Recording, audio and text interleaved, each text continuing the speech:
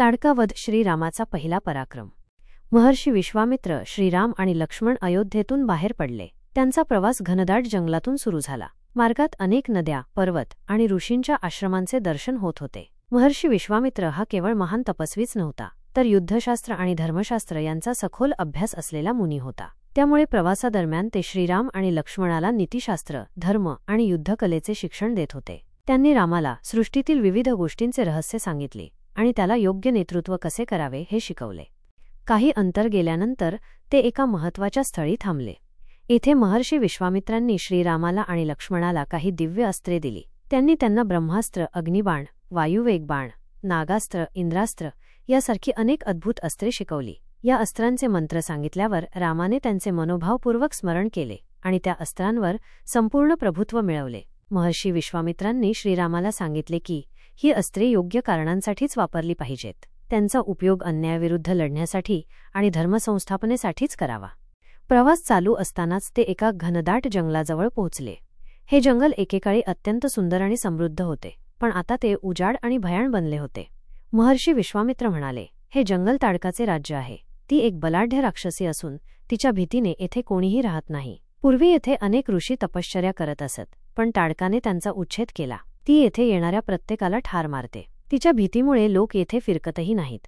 महर्षींचे बोलणे ऐकून लक्ष्मण संतापला आणि म्हणाला, गुरुदेव, आम्ही या दुष्ट राक्षसीचा नाश करू। ती निरपराध लोकांचे प्राण घेत असेल तर तिच्या अस्तित्वाला काहीच अर्थ नाही। महर्षी विश्वामित्रांनी श्रीरामाकडे पाहिले आणि गंभीर आवाजात म्हणाले, राम, आता तुझी खरी परीक्षा आहे।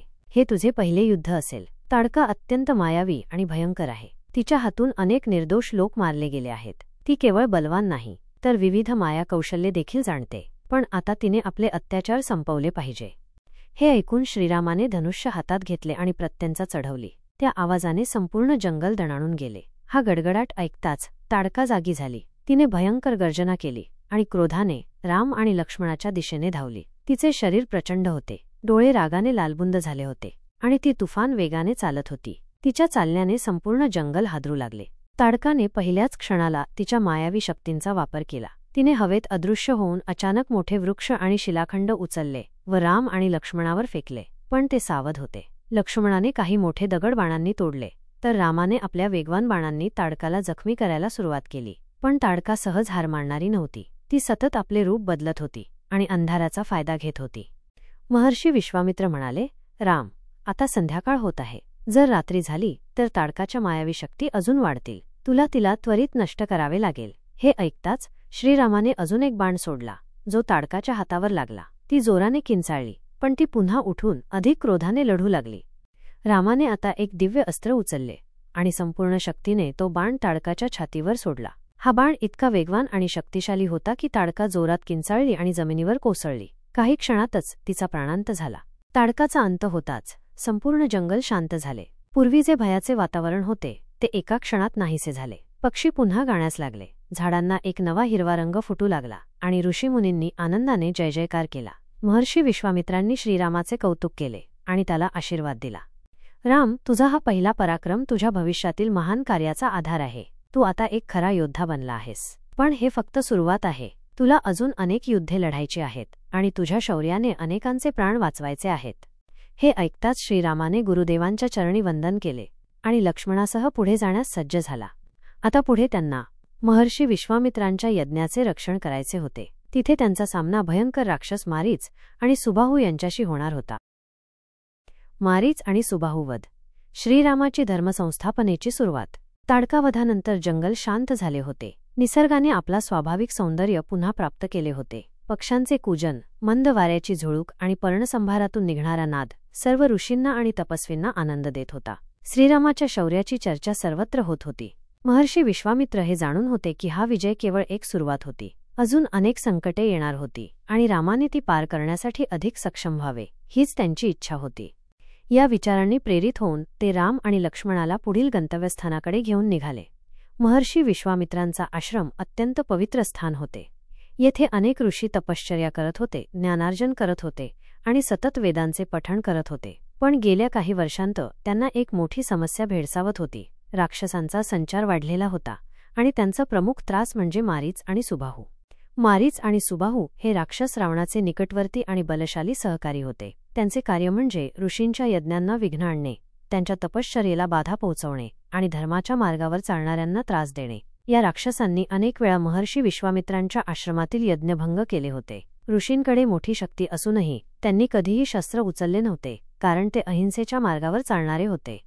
महर्षींनी रामाला संपूर्ण गोष्ट सांगितली आणि स्पष्ट केले की हा यज्ञ पूर्ण होण्यासाठी मारीच आणि सुबाहूचा नाश करणे अनिवार्य आहे. श्रीरामाने ही जबाबदारी स्वीकारली आणि लक्ष्मणासह यज्ञस्थळी उपस्थित राहिला.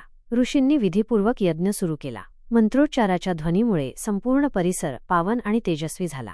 पहिल्या 2 दिवसांत काहीच घडले नाही. आकाश स्वच्छ होते आणि वातावरण शांतीपूर्ण वाटत होते. पण तिसऱ्या दिवशी जेव्हा यज्ञाच्या मुख्य विधींची सुरुवात झाली तेव्हा आकाश अचानक काळ्या ढगांनी भरून गेले. मोठा वारा सुटला आणि सगळीकडे धुळीचे लोट उसळले. पक्षी घाबरून वेगाने उडून गेले. झाडांच्या फांद्या तुटू लागल्या आणि अचानक आकाशात एक मोठी विक्राळ आकृती दिसू लागली. मारीच आणि सुबाहू आपले सैन्य घेऊन आले होते. त्यांचे डोळे जळजळीत होते आणि ते अत्यंत क्रूरतेने हसत होते. त्यांचा उद्देश स्पष्ट होता, यज्ञ विध्वंस करणे. सुबाहूने मोठ्या गर्जनेनंतर आकाशातून रक्त, मांस आणि हाडांचे तुकडे फेकण्यास सुरुवात केली. त्या अशुद्ध वस्तू यज्ञवेदीत पडू लागल्या. ऋषी गांगरले, परंतु त्यांनी आपले मंत्रोच्चार सुरूच ठेवले. श्रीराम आणि लक्ष्मण यांनी धनुष्य उचलली. श्रीरामाने एक अचूक बाण सोडला, जो मारीचाच्या छातीत लागला. हा बाण दिव्य शक्तीने भरलेला होता. तो इतक्या वेगाने लागला की मारीच हजारो योजन दूर समुद्रात जाऊन कोसळला. जरी तो मरण पावला नाही तरी त्याने रामाची ताकद ओळखली आणि त्याने पुन्हा कधीही ऋषींच्या यज्ञांना विघ्न आणण्याचा प्रयत्न केला नाही. परंतु सुबाहू अधिक क्रूर आणि हठी होता. तो अधिक क्रोधाने रामावर चालून आला. त्याच्या ताकदीमुळे संपूर्ण परिसर हादरू लागला. त्याने मोठ्या वेगाने जमिनीवर आदळून एक तीव्र कंप निर्माण केला, ज्यामुळे अनेक ऋषी संतुलन राखू शकले नाहीत. मात्र श्रीराम त्याच्यासमोर ठाम उभा राहिला. रामाने क्षणाचाही विलंब न करता एक अग्निबाण सोडला, जो थेट सुबाहूच्या हृदयात घुसला. सुबाहूने मोठा आक्रोश केला. त्याच्या शरीरातून रक्ताच्या धारा वाहू लागल्या आणि काही क्षणातच तो जमिनीवर कोसळला. त्याचा अंत झाला. सुबाहूचा मृत्यू होताच त्याच्या सैन्यात भीती पसरली आणि बाकीचे लहान राक्षस तात्काळ पळून गेले. आकाश पुन्हा स्वच्छ झाले. वातावरण शांत झाले. ऋषींनी आनंदाने जल्लोष केला. त्यांचे यज्ञ यशस्वीपणे पूर्ण झाले आणि ते पुन्हा निर्भय झाले. श्रीरामाच्या पराक्रमाने संपूर्ण परिसरातील ऋषीमुनी समाधानी झाले. त्यांनी रामाला आशीर्वाद दिले आणि त्याच्या विजयाचा जयघोष केला.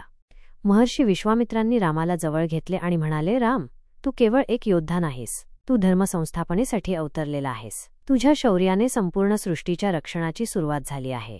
तू यज्ञाचे रक्षण केलेस. ही केवळ एक गोष्ट नाही, तर धर्माच्या विजयाची पहिली पायरी आहे. आता संपूर्ण सृष्टी तुझ्या पराक्रमाची साक्ष देईल. रामाने गुरुदेवांना वंदन केले आणि लक्ष्मणासह पुढे जाण्यास सज्ज झाला. आता पुढे त्यांचा प्रवास मिथिला नगरीकडे होणार होता. महर्षी विश्वामित्र त्यांना सीतेच्या स्वयंवरासाठी घेऊन जाणार होते, जिथे रामाच्या आयुष्यातील एक मोठा अध्याय सुरू होणार होता. व्हिडिओ आवडला असेल तर लाईक, शेअर आणि कमेंट करा आणि असेच नवीन व्हिडिओ पाहण्यासाठी चॅनलला सबस्क्राईब करा.